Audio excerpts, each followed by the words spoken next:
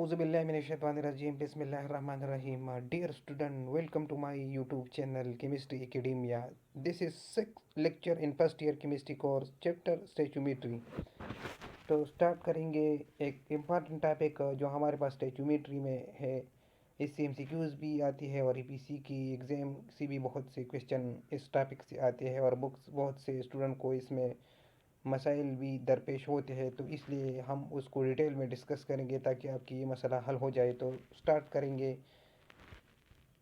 Limiting reason are reactant, इसको हम limiting reason भी कहते हैं और लिमिटिंग रिएक्टेंट भी उसको कहते हैं।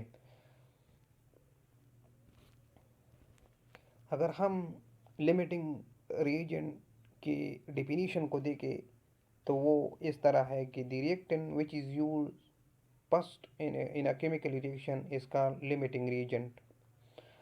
वो रिएक्टेंट जो सबसे पहले केमिकल रिएक्शन में यूज़ हो जाए, फर्स्ट यूज़ हो जाए, तो उसको हम लिमिटिंग रिएजेंट कहते हैं। अगर दूसरी डिफिनीशन को हम देखें तो वो ये है, the reactant which give least product in a reaction is called limiting reagent. वो रिएक्टेंट जो हमारे पास लिस्ट प्रोडक्ट हमारे पास दे दे और इसको हम लिमिटिंग रिएजेंट कहते हैं।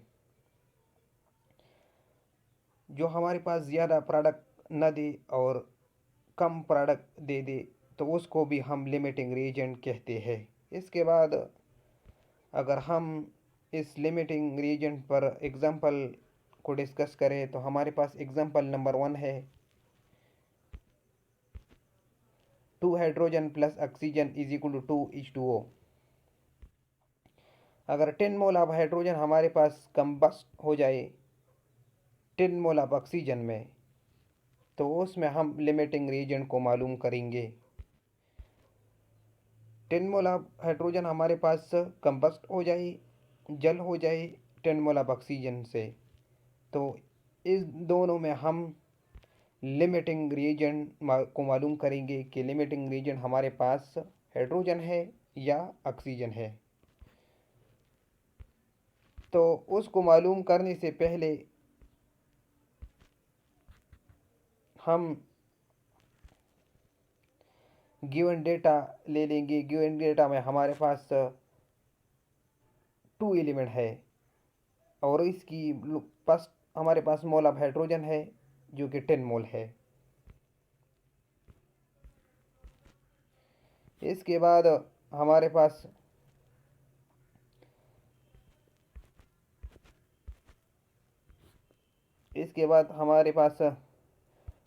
मोल ऑफ ऑक्सीजन को हम ले लेंगे, वो भी गिवन है 10 मोल। अगर हम इन दोनों की मोल रेशो ले लेंगे तो वो कुछ इस तरह है कि इस इक्वेशन में हाइड्रोजन भी 2 मोल है और ऑक्सीजन हमारे पास 1 है। अगर हम H2O को जो हमारे पास प्रेजेंट है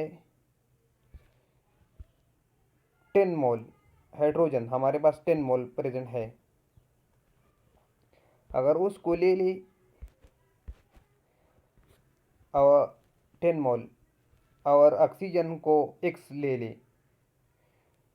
तो इसी तरह से इन दोनों में एक एलिमेंट लिमिटिंग रीजन होगा और दूसरा एक्सिस रीजन होगा।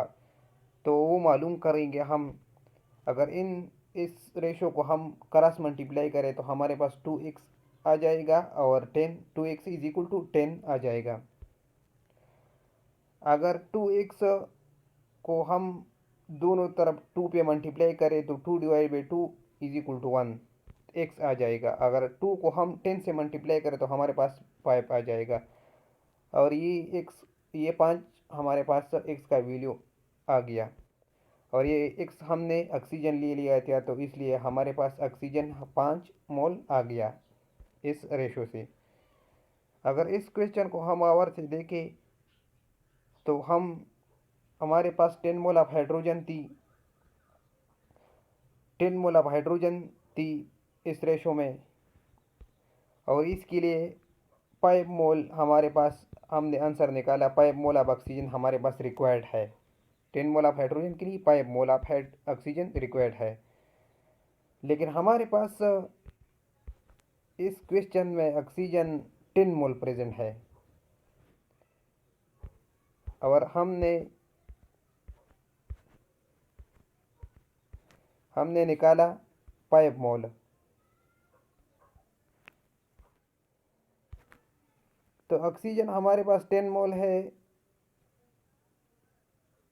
और हमने 5 मोल निकाला, तो ये हमारे पास एक्सिस हो गया एक्सिस रीजन हो गया, क्योंकि 10 मोल 5 से ज़्यादा है, हमारे पास ज़्यादा अमाउंट में प्रेजेंट है और हमने हाइड्रोजन के लिए 5 मोल रिक्वायर्ड निकाला, तो ये हमारे पास एक्सिस हो गया और हाइड्रोजन जो हमारे पास लिमिटिंग रीजन हो गया एंड ऑक्सीजन हमारे पास एक्सिस रीजन हो गया, क्योंकि हमने ऑक्सीजन को 5 मोल निकाला और अब हमारे पास 10 प्रेजेंट था, तो इसलिए ये एक्सिस अमाउंट में हमारे पास था, तो इसलिए ये एक्सिस रीजन हो गया और दूसरे एलिमेंट जो हमारे पास हाइड्रोजन है वो हमारे पास लिमिटिंग रीजन हो गया। तो इसी तरह हम लिमिटिंग और एक्सिस रीजन को मालूम करते हैं। अगर हम इस स्टेटमेंट को देखें तो मोल ऑफ ऑक्सीजन हमारे पास 10 मोल था, मोल ऑफ ऑक्सीजन हमने निकाला 5 मोल रिक्वायर्ड था हाइड्रोजन के लिए, और मोल ऑफ ऑक्सीजन जब 10 को 5 से मल्टीप्लाई करें तो हमारे पास 5 हो गया, तो ये एक्सिस हो गया, हमारे पास 5 मोल एक्सिस हो गए, तो इसलिए हम ऑक्सीजन को एक्सिस रीजन लेंगे और हाइड्रोजन जो दूसरे हैं वो हम लिमिटिंग रीजन ले लेंगे। प्रोडक्ट को हम सिर्फ प्रेडिक्ट करते हैं only by limiting reagent, product can only be predicted by limiting reagent. अगर हम प्रोडक्ट को जो हमारे पास H2O है, हाइड्रोजन प्लस ऑक्सीजन की सम से हमारे पास H2O आता है और वो प्रोडक्ट है। अगर हम इस पर दूसरे क्वेश्चन को सॉल्व करें तो इसमें हमसे पूछते हैं कि how much mole of product is obtained, और प्रोडक्ट हमारे पास H2O है, तो प्रोडक्ट हमने ऊपर स्टेटमेंट में हमने पढ़ा कि product only predicted by limiting reagent, और लिमिटिंग रीजन हमारे पास हाइड्रोजन है, तो H2O हमारे पास प्रोडक्ट है और लिमिटिंग रीजन हमारे पास H2O है, तो हाइड्रोजन है, तो उन दोनों की मोल रेशियो को ले लेंगे। तो हाइड्रोजन हमारे पास 2 है रेशो में और H2O भी हमारे पास 2 है, इधर हाइड्रोजन भी 2 है और H2O भी हमारे पास 2 है, तो इसलिए हमने 2 इस रेशो में ले लिया। इसके बाद हमने 10 मोल ऑफ हाइड्रोजन लिया जो हमसे क्वेश्चन में मांगा था 10 मोल।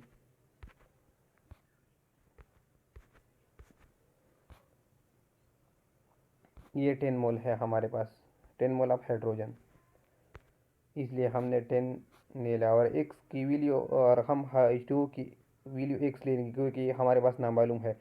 अगर इस रेशो को हम क्रॉस मल्टीप्लाई करें तो हमारे पास 2x आ जाए और 2x रेशो 20, अगर 2 अगर 20 को हम 2 पे डिवाइड करें तो हमारे पास x की वैल्यू 10 आ गया।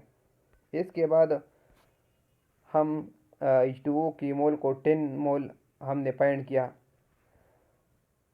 इसलिए प्रोडक्ट की वैल्यू हमारे पास H2O है और उसने हमने 10 मोल निकाला। इसके बाद लिमिटिंग रीजन हमारे पास रिएक्शन को भी कंट्रोल करते हैं, लिमिटिंग रीजन कंट्रोल रिएक्शन।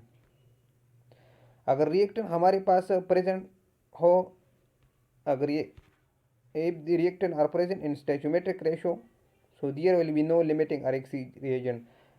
अगर रिएक्टेंट हमारे पास सेम हो, स्टोइचोमेट्रिक रेशियो में सेम हो, तो इसमें हमारे पास नो लिमिटिंग रीजन होगी और ना एक्सिस रीजन होगी। इसलिए ये हमारे पास, इसलिए कि हमारे पास जो रिएक्टेंट हमने लिया था इस रेशो में, तो ये हमारे पास स्टोइचोमेट्रिक रेशो में सेम न था, इसलिए हमने लिमिट और एक्सिस रीजन को निकाला। अगर ये स्टोइचोमेट्रिक रेशो में सेम था तो इसमें लिमिटिंग और एक्सिस रीजन हम भी इससे नहीं निकाल सकते थे, इसलिए कि 10 मोल हमारे पास हाइड्रोजन थी और इसके लिए ऑक्सीजन हमने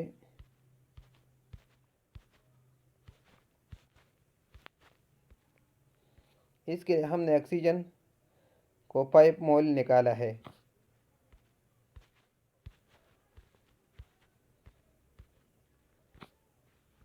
पाइप मोल निकाला है ऑक्सीजन को, तो ये स्टोइचोमेट्रिक रेशियो नहीं है। तो इसलिए हम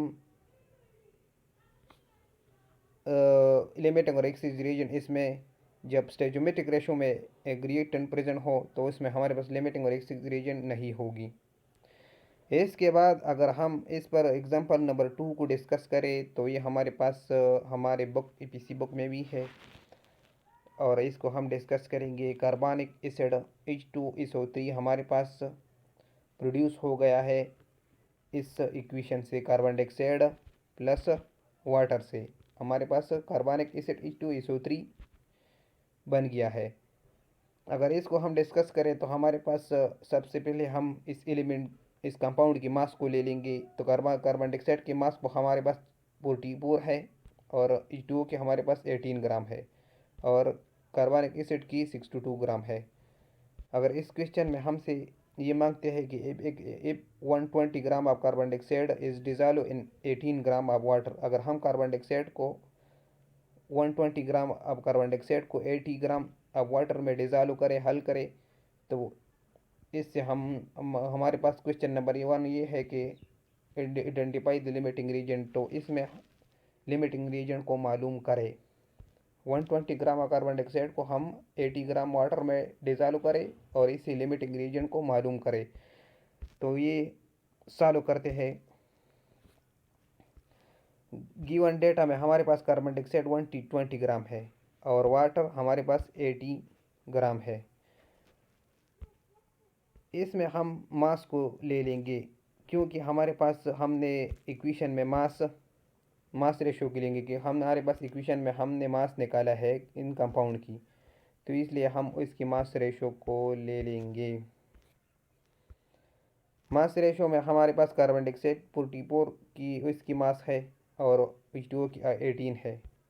ऊपर हमने कार्बन डाइऑक्साइड को 120 ग्राम ले लिया और H2O को 80 ग्राम नहीं लेते क्योंकि डिस्टर्ब हो गया होता है, तो इसलिए हम एक को लेते हैं और दूसरे को नहीं लेते हैं।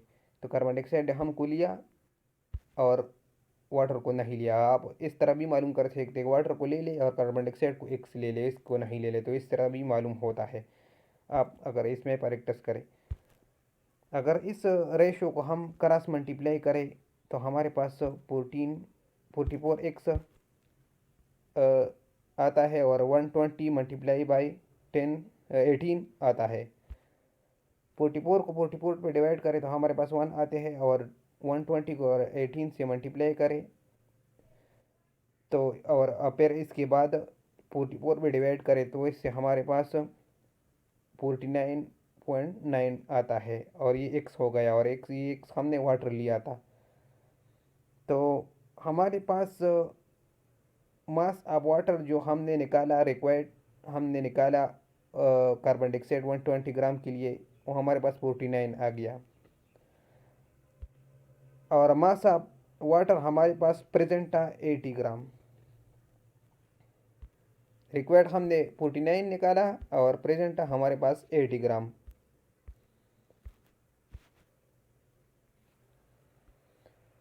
अगर 80 से हम 49 को माइनस करें तो हमारे पास 30 आता है, 30 ग्राम। सो वाटर हमारे पास एक्सेस हो गया क्योंकि हमने निकाला 49 और ये हमारे पास प्रेजेंट था 80, तो ये हमारे पास एक्सेस हो गया। कार्बन डाइऑक्साइड हमारे पास लिमिटिंग रीजन हो गया क्योंकि एक एक्सेस होगा दूसरी लिमिटिंग, तो वाटर हमारे पास एक्सेस हो गया, कार्बन डाइऑक्साइड हमारे पास लिमिटिंग रीजन हो गया। प्रोडक्ट को हमने पहले पढ़ा था कि product only can be protected by limiting reagent और लिमिटिंग रीजन हमारे पास कार्बन डाइऑक्साइड है। तो इससे दूसरी क्वेश्चन ये बनता है कि how much in gram product is obtained bicarbonate. Bicarbonate हमारे पास प्रोडक्ट है तो हम इसको लिमिटिंग रीजन से मालूम करेंगे और लिमिटिंग रीजन हमारे पास कार्बन डाइऑक्साइड है, तो कार्बन डाइऑक्साइड और बाइकार्बोनेट की मास रेशो ले लेंगे। कार्बन डाइऑक्साइड की 44 ग्राम मास है और बाइकार्बोनेट की 62।